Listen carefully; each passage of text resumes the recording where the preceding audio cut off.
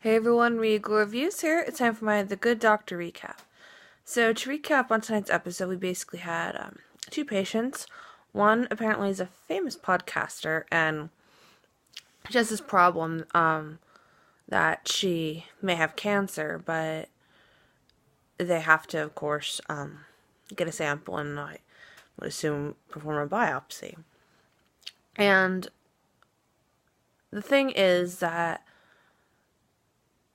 they lost the sample, so they won't know if she has cancer without that sample, and she might need to go under unnecessary surgery to remove her voice box because they don't know if she has cancer, so they would have to go in and remove it.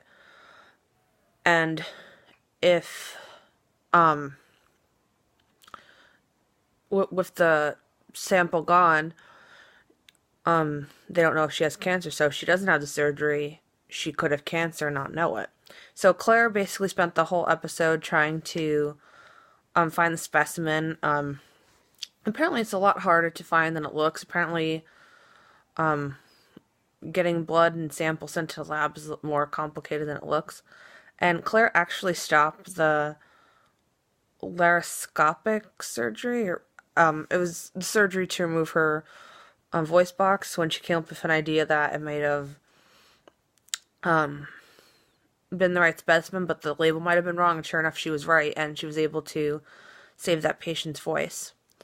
There's another patient who the hospital, I guess, decided to try this surgery on because he has this heart problem and it's very complicated, and Melendez doesn't want to do it because he wants the boy to have a good life. He wants him to be able to make friends, have birthday parties, but he doesn't believe that he can do this operation. And Shawn comes up with an idea that, of course, Melendez thinks is horrible. But what I found interesting is that Shawn and Melendez test to see how the surgery works. And they test it, I guess, by virtual reality. They go through the surgery. And I was impressed. Like, this is very high-tech. Like, this must be a very, high-tech hospital. Like, they were going through the surgery virtually to see what will work, what won't work. And sure enough, they found a way to make Shawn's idea work. And when they get into surgery, they see a little problem with Shawn's idea, and I forget what his name is. He's one of the he's the guy that's always around Claire and Shawn. He sees the idea, so that he was able to make he sees the problem, so he was able to make Shawn's idea work. So they were able to save the boy, and the mother was very grateful.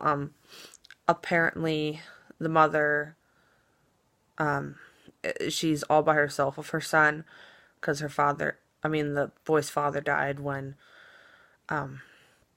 she was pregnant with him. So yeah, she's all alone, and she wouldn't have been able to save her son if she not had gone to this hospital, and had they not listened to Shawn.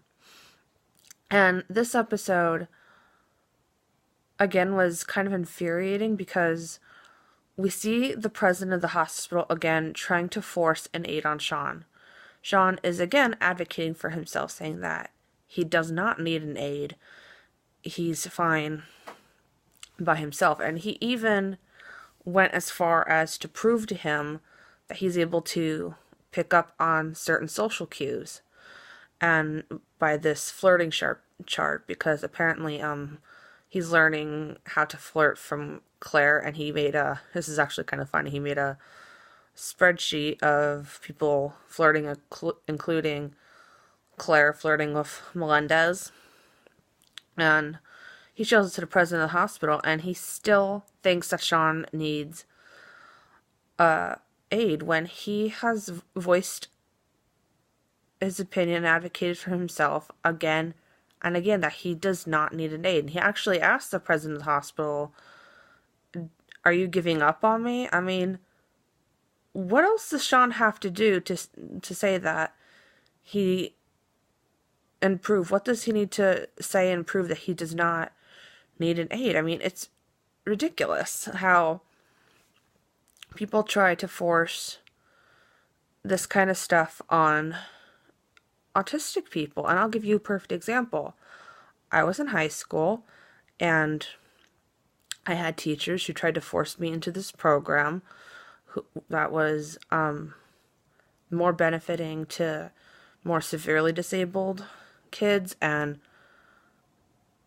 basically that program taught me that I was only going to be able to fold papers or put papers in a folder for the rest of my life.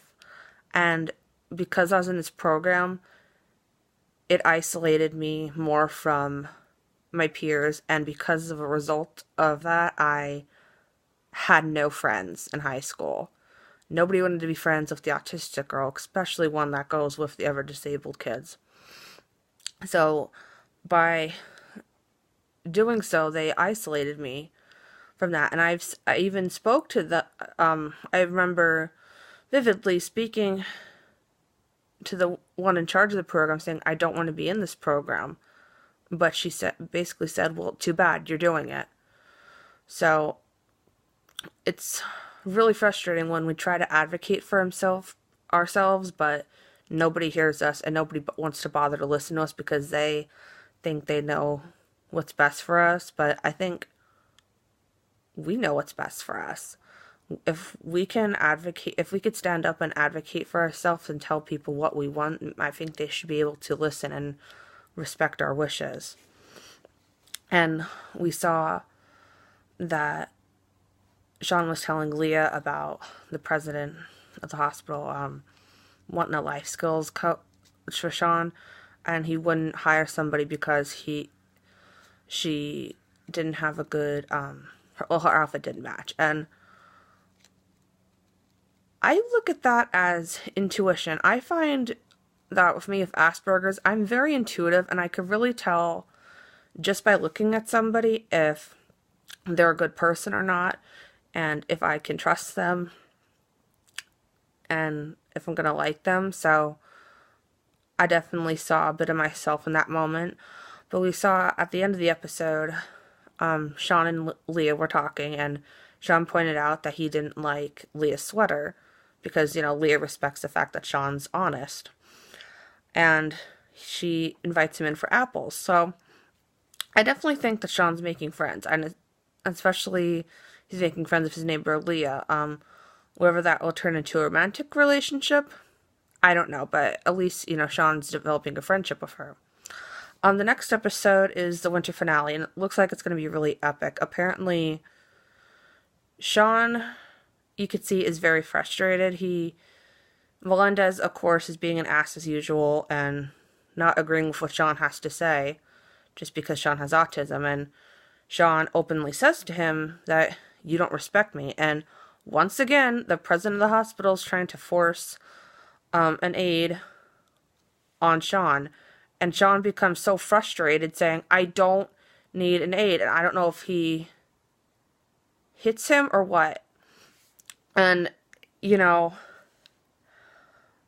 I'm not saying hitting the president of the hospital is the right solution to that, but I get where Shawn's coming from because he is frustrated. He's tired of not getting respect from his peers, well, his colleagues, and he's tired of people not listening to him. He's told the president of the hospital time after time he does not need an aid, and he just won't listen to him, and he won't back off. He won't just sit back for a minute and say, okay, Shawn says he doesn't need an aid. He doesn't need an aid, and I won't say anything more about it.